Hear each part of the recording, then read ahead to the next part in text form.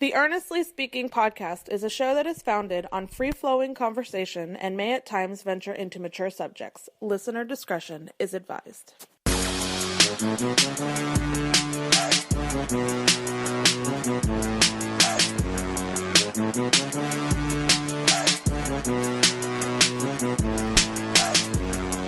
Earnest Speaking Podcast coming to you on May 13th, 2021.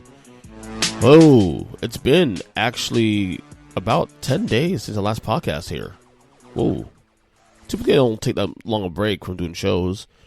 I don't know. I when I did my last podcast, I believe that was 3 shows in a span of 24 hours, I believe, or something to that effect. I did two interviews and then one solo in between celebrating my 41st birthday, and then I took a break, actually. Not on purpose. It just kind of worked out that way. Didn't mean to do that. But I'm back. Sort of forced myself to do this still, to be honest with you. I've been feeling a little under not the weather, not that I'm sick, but I got a couple of allergy issues again. I've complained about on this show quite a few times, actually.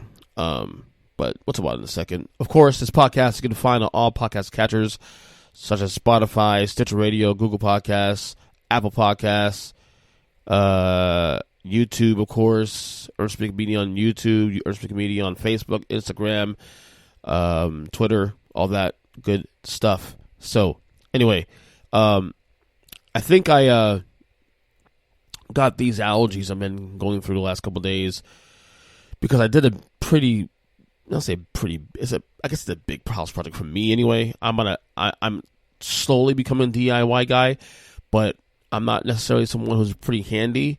But one thing my wife and I did accomplish this week actually was we actually got our garage finally cleaned out, like really clean, to where all the junk we had in there for the last couple of years that we either unintentionally packed away and put in there, or stuff we just kind of neglected. We kind of said after a while, you know what? I'm really tired of looking at this crap. So let's clean this shit up really, really much, So Monday I got home from work. I decided to, clean up all the little crap that's hanging around, things I could carry to our dumpster in our development, which I did. And then we had planned on renting a U-Haul truck because there's really no one that we know that actually has a pickup truck that we could have borrowed. We decided to take a U-Haul truck to get rid of furniture that was in the garage that we were planning on throwing away, like a couple love seat, one little not couch, a love seat, a single chair.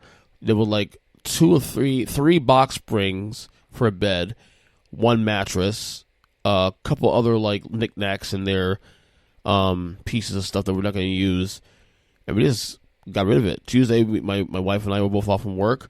We decided to rent a U-Haul van, put all that crap in a van. I did most stuff by myself, which I can't believe I still did, considering the fact that I was so sore after. Got that to the van. We gave away one of our couches that we don't want anymore to my mother-in-law. We had to carry it to her house that same afternoon. I was freaking sore. I also started having allergy issues. My eyes started to itch on Monday evening, which carried over to Tuesday and carried over to yesterday and even a little bit today. Today, not so bad. My allergies now just in my nose, whatever. But I'm convinced my issues with my, allergies was flared up by the amount of work I was doing in the garage, because obviously there's a lot of crap in there when you go through a lot of that stuff, a lot of that garbage. You're going to encounter like dust and other things that you didn't think you would have to deal with. And it's only today I'm starting to feel a little better, although my nose, like I said, my nose is a little bit, still scratchy and all that. But I'm convinced that was triggered by the stuff we were doing on Monday and Tuesday in the garage. But still worth it. It's still worth it because all the bullshit in there, all the mess that was accumulated in that garage is now gone. I'm so happy. I feel accomplished. It's the pain, the pain I feel in my shoulders and my arms from moving all that crap. So worth it. I'm so happy. So, yeah. And it's great when you put a plan together and you put a plan in action and you actually get the shit done. It's the best feeling in the world, man. It really is. So this week has been a very interesting, some might say complicated.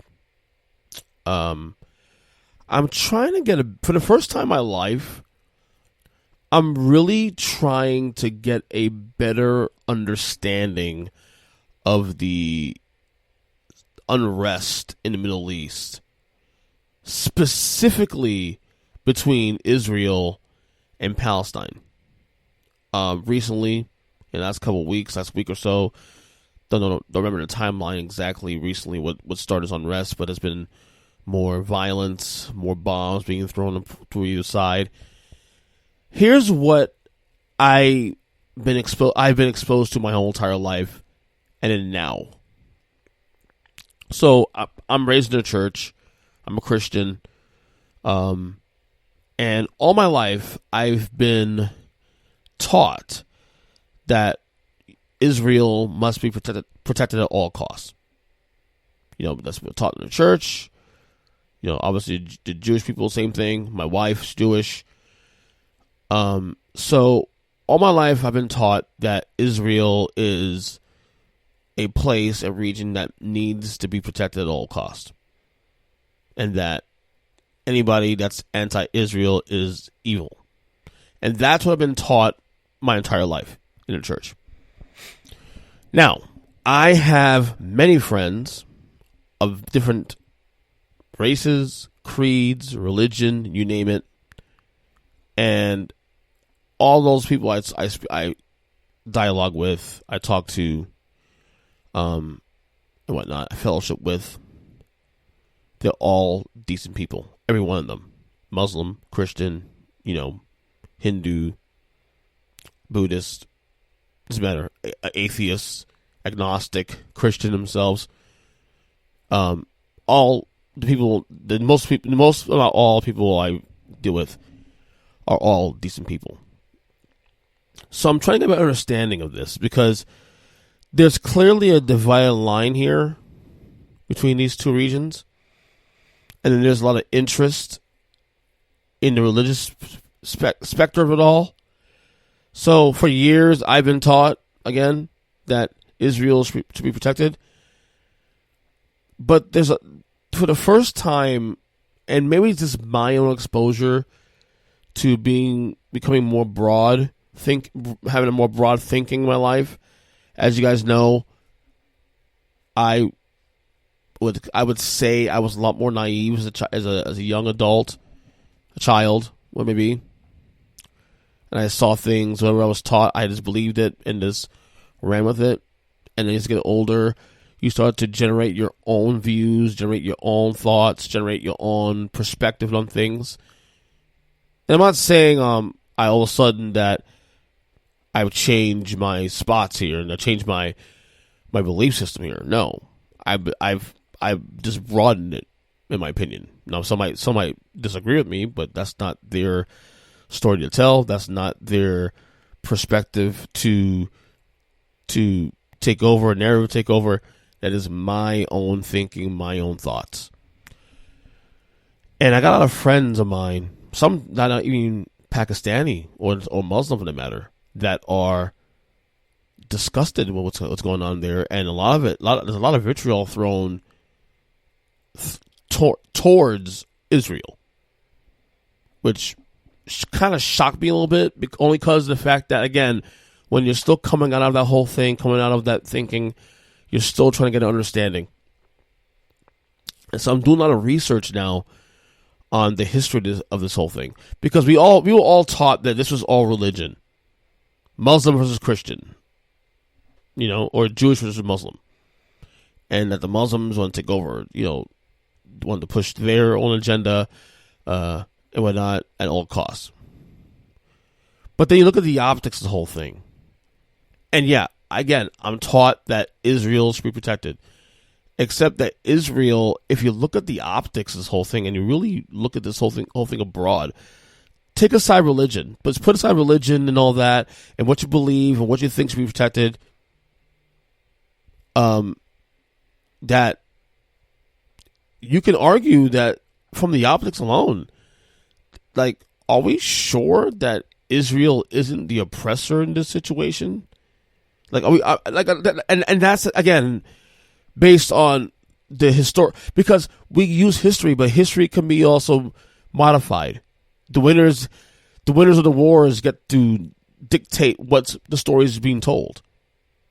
It's the same thing here in America. Certain things not being told, the full story, the full context. And I'm going through this stuff, and I'm kind of going through a mind fuck to some degree because, again, what I'm being taught and now what I'm reading are slightly different things here. I'll go so far as saying not even slightly, bigger than that. That the optics kind of show that Israel might be the oppressor here. Added to the fact that Israel also is funded by many countries, like the military, one of the best militaries in the world, funded by America and other United States of America and other countries around the world to be protected. And again, I'm not saying that they should be protected. I'm not giving an opinion on that. I'm just trying to get a better perspective of this war.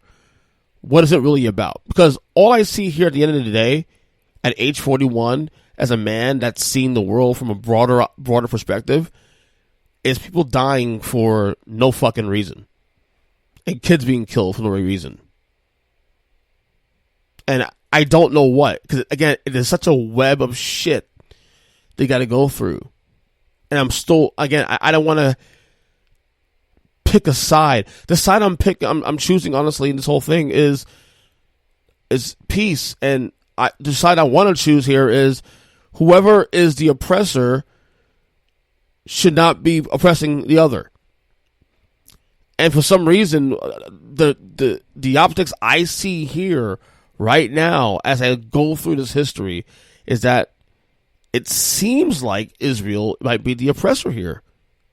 But again, I'm going through the history and make sure it connects the dots and all that.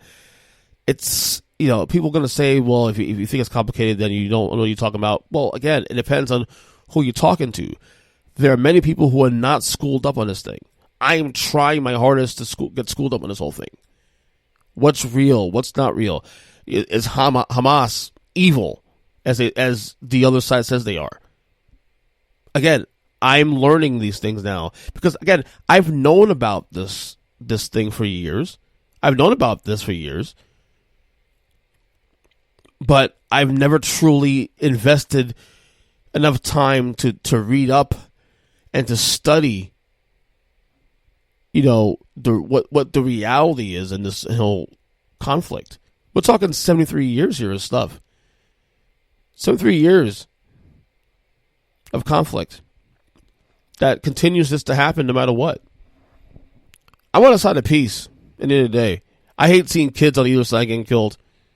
I hate it. And the government is not helping either. And I'm really trying to get a better understanding of this. It's very sad. It's very sad. Because I've seen kids senselessly die. Over what? Religion? Over, I don't know. Because I was told for years that it is based on religion. But even that's being complicated. Even that's complicated now.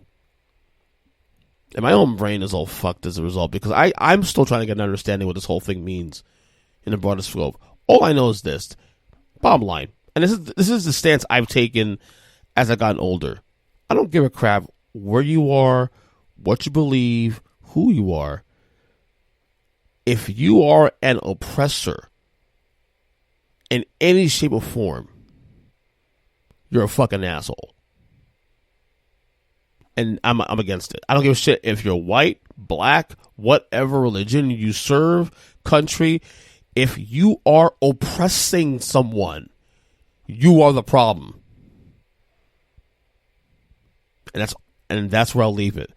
I'll continue reading and research on this thing. But my eyes are opening up to this situation. Again, you grow up thinking one way, you're taught one thing, and then you get older, you start seeing the world for what it is, and the things you were taught, a lot of it you could say manipulated, in so many phases of life, not just this situation here, the unrest in that region, in any phase in life, you know? So, do more research, do more reading, try to get an understanding, hearing both sides of the argument.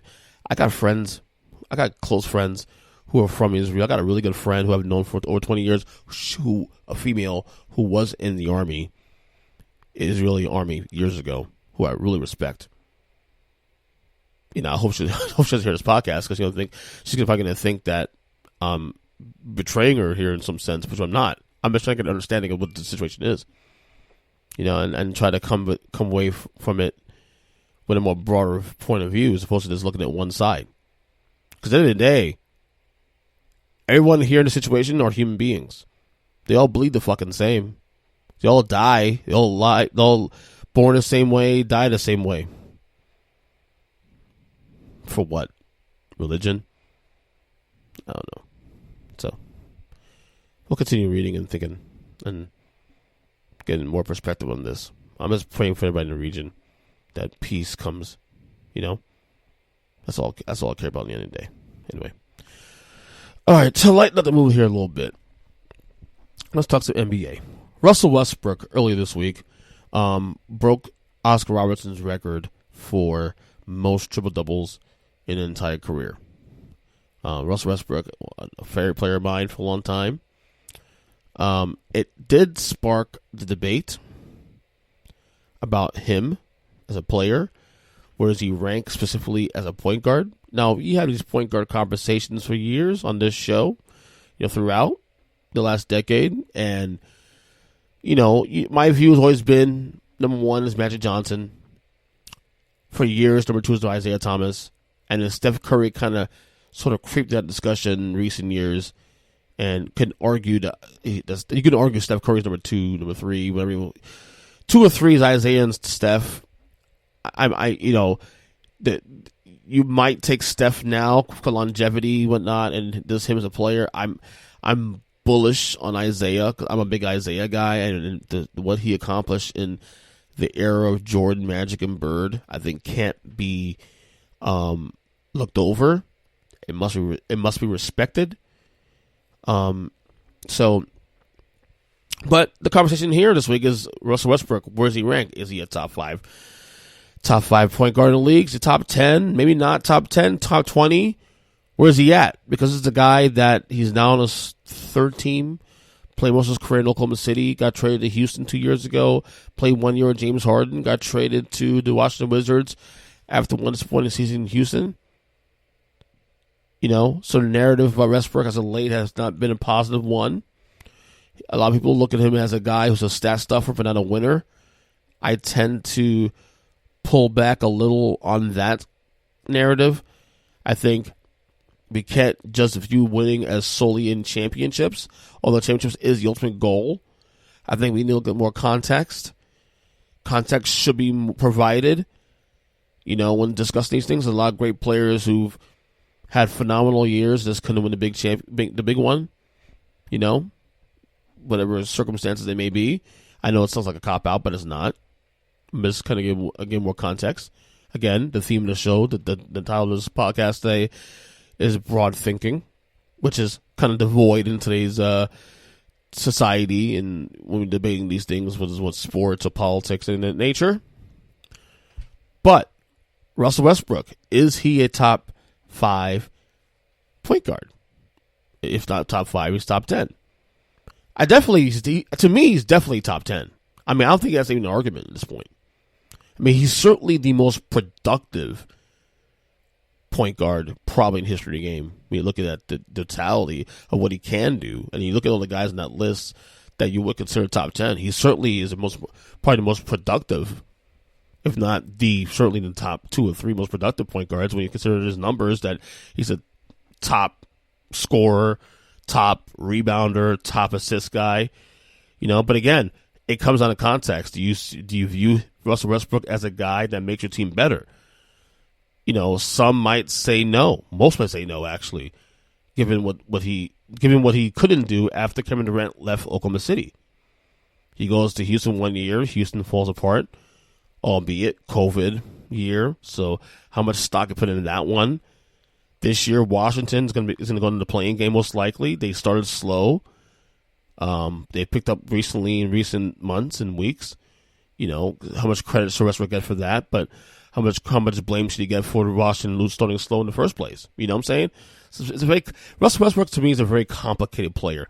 And in recent years, I've softened on him because of, you know, sometimes he's too good.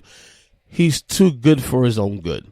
In other words, he's a player that, while he may give you the numbers necessary to compete in games, he's also hurting your team in the process. Not very efficient. Chaotic. When things don't go his way, he just starts to have tunnel vision. Recently in podcasts last 2 years, I've said that he should no longer be considered a top 10 player in the league. I still stand by that. He's definitely a top 10 point guard all time. Top 5? Here's my 5. Magic Johnson, Isaiah Thomas, Steph Curry, John Stockton, and then Jason Kidd maybe, or even Gary Payton. I will say this. I'll put Westbrook in that 6 to 8 range. This based on production. He's been to finals. I think we forget that. He's been to NBA finals before. He went to one finals in 2012 with the Thunder. And one could argue he was their best player in that series. He outplayed Kevin Durant, in my opinion. He outplayed James Harden. Didn't even show up for that series. You know, so one can argue that Westbrook was their more consistent player in that 2012 series against Miami, the year LeBron won his first championship. Just saying. So I'll give Westbrook top 10 billing. Top 5, nah, we'll slow on that one.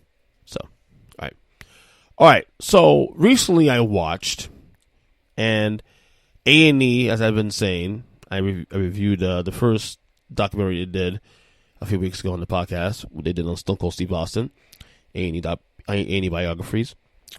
They've done a few more since then. I've only watched 2. Saw the Austin one, and then I saw the one on Macho Man Savage. Now, Macho Man Randy Savage is my all-time favorite wrestler. You already know his story, but you still want to see what perspective they were going with this one. Boy, I was in for a shock. They've done 4 of these already so far. They've done Austin. They've done Roddy Piper. The third one was the Macho Doc. And then last week they did Booker T. I believe this week is Shawn Michaels. I'm not sure. I think it's Shawn Michaels, which is probably the one I'm looking forward to watching the most. Because he has a very complicated history, complicated story. The Macho Man Doc was, for the most part, good. I enjoyed the first half of it. I mean, it's a 2-hour doc. I definitely enjoyed the first half of it. I love the history they gave discussing his pre-WWE, WF days, going through the territories in the mid-late 70s after baseball didn't work out. You know, his father, Angelo Poffo, was a wrestling promoter for a long time, and they worked together in different promotions, and, you know, his battles with Jerry Lawler. It was good. I learned a lot. Some of the basics I already knew but there were some details I did not know. And how he gained the Randy Savage character, you know, that. And then they go into, obviously, him signing with WF with Vince, and then, you know, obviously his trek through, you know, the company, you know, the WrestleMania 3 match with him and Steamboat, you know, when he obviously writes out the entire match. There's a clip of Steamboat actually, you know, going through all, what was it, 162 different holds or moves in the match, and you see Steamboat recite them. That was funny. I was just a little disappointed they didn't dive more into the his winning a title in Mania 4, the Mega Powers relationship. Like, they talked about Hogan, and there's a lot of Hogan on this doc too. He was on the doc as well too. Probably a little too much Hogan, but I wish they used Hogan in relation to how their relationship was between around that time where the Mega Powers got together in 1987, and then going through the entire storyline where Macho wins the championship at Mania 4 into losing at Mania 5. I thought they skirted through that. First hour was good, though, for the most part. Second hour, I would say, got a little more tabloidish, if you will. A lot of people calling it a hit job. I wouldn't go that far. It was definitely tabloidish, but I don't think the entire doc was a hit job, because to call the documentary a hit job would mean that you would believe that the entire documentary was a negative slant, and it was a negative slant. There were things in there that they were talking about, you know. But I think the reason why people had this strong reaction to the documentary being, you know, as I said, tabloidish or like a hit job, is because when you compare the first two documentaries with Stone Cold Steve Austin, and then what was been said about the Roddy Piper documentary, was two documentaries very, very positive.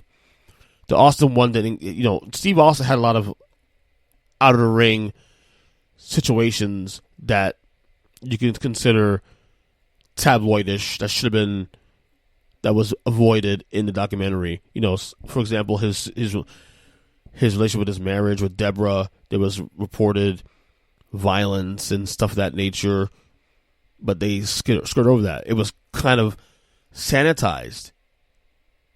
In fact, it wasn't even talked about, for the matter.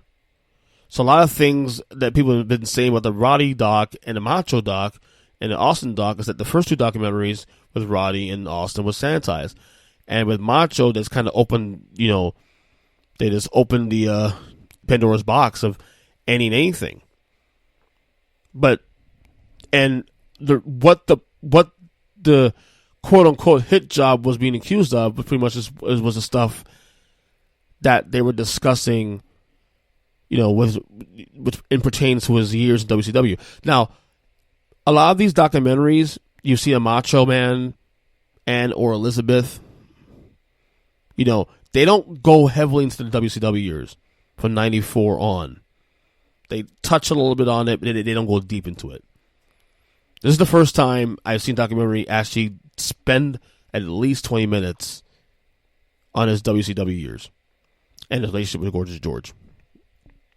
Definitely first time I've ever seen any documentary delve time into those years and his relationship with Gorgeous George and alleged steroid use, and you hear about his relationship with Gorgeous George's, you know, family and his and her nephew, and he was cool with his nephew, and apparently he had a paranoia about, you know, who was Elizabeth or Gorgeous George, you know, supposedly had a camera set up in the house that she didn't know about, watching her and all that. That's why they broke up later on. And a lot of that we kind of knew already. We heard the stories about Macho being overprotective of Elizabeth through the years. This is well documented for years, you know. But a lot of accusations too about steroid use and all that. And maybe, I mean, you can assume he took steroids. Jake St. Roberts didn't say as much, but he believes he did. I mean, Macho did get kind of jacked up in his late wrestling career, you know. So, but I thought it was a good doc. I thought, again, tabloidish, not a hit job. But again, and you guys know, when it comes to documentaries, I'm very skeptical anyway. By the way, too much Hogan, yes, very annoying. Way too much Bubba the Love Sponge on the documentary. From what we've heard, suppose this guy's homeless now, whatever. At least calling Jim Cornette. So from what we heard, though, he's a piece of shit. I don't know why he was even on the documentary, honestly. I don't know. But, all in all, I somewhat enjoyed the documentary. Again, a little skeptical on the stuff in the end, but whatever. You know, it is what it is, you know. But, anyway. Last thing, let you go. Well, eating my words there. My wife and I recently completed a binge of the Fresh Prince of Bel-Air. Now, I saw this show when it was on TV from start to finish. from 1990 to 1996. I watch it every Monday at 8 o'clock on NBC from the time the show premiered all the way through. But I never watched it from start to finish in order again. In the years between 96 and recently when I did my binge. By the way, it's on HBO Max. If you guys want to know where it's at. I've watched the show on syndication sporadically. If it's on TV, I watch it, whatever. But I never bought the DVDs, and it was never any streaming services until now. So that's why I was able to watch it start to finish again after I initially watched it. But so my wife and I had decided about 2 months ago to watch it every night. You know, it's a sitcom. It's 20 minutes an episode, 22 minutes an episode. You figure you spend time 3 hours together a night, we could get in about 8-9 episodes a night. So we got it done pretty quickly. You know, sitcoms are easy to go through. You know, the show, like I said, the show ages well in material, not in the wardrobe, but in material. And I will say the best years of the show, honestly, the first definitely early seasons. I used to think the early seasons were a little more boring. No, I actually look back now and I think the early seasons are definitely the highlight of the show. I love both Aunt Viv's. I probably prefer the first one overall than the second one, Janet Huber, over Daphne Reed, but slightly, because they both look different, but they both fit the role. But for some reason, the first one was kind of much more outgoing and, you know, kind of, I don't know. I just love that one, Janet, more. And then we watched my wife and I watched the reunion on HBO Max, and let me tell you, that was incredible, better than I thought. I heard about it, you know, months ago when they did it, and you know, people say you need to watch it, and it was good, and obviously hearsay, but for me to watch it, it was truly good. Another thing I came away from watching the show again too, you know, and I'm gonna do a thing on this podcast in the coming weeks and months, hopefully. Without question, the greatest TV dad in sitcom history, certainly, and maybe you can consider overall television history, is Uncle Phil. You know, and I look at it now differently too, from being a father, and the sacrifice he takes to take in his nephew, who's not even his blood. It was Aunt Viv's blood. And the relationship between Will and Phil, like, it's one thing they said on the reunion that rung true. Will Smith was definitely a star of the show, but the heart and soul of the show was Uncle Phil, without question. And he, to me, I look at fathers of any sitcom to ever exist, certainly. Believe it, sitcoms, because TV shows have been a little more complicated, but sitcoms. I don't see better than Uncle Phil. Like, people say Bill Cosby, obviously, you know, that's a bit of a touchy situation now, we'll give it his legal issues, but Bill Cosby still was a great father on screen. I will still take Uncle Phil over Bill Cosby, not even considering the issues. You know what I'm saying? Because what he did for his family, and again, taking in his nephew and treating him like an equal to his kids. And his nephew's not even blood related. You know, and we're watching the show, we're watching the reunion too. They did a little tribute to James Avery, who played Uncle Phil. And I got teary-eyed. I cried a few times, actually. Because even though it's acting, it felt real. Especially coming from my situation, well, not my personal situation, but coming from my upbringing and what I was exposed to. You know, I was close to my uncle as well, too. He helped raise me to some degree. My dad was around. My dad was involved. But I'm going to say my uncle was, you know, the joke was that before my uncle had kids, I was his practice kid. You know, rest in peace, Uncle Errol, by the way. But, you know, Uncle Phil's by far the best TV dad in the history of television, in my opinion. So, also the reunion with the original Aunt Viv Viv. Obviously, she left the show after season 3 due to a lot of contract situations, which they Will and her didn't talk for 27 years until that time.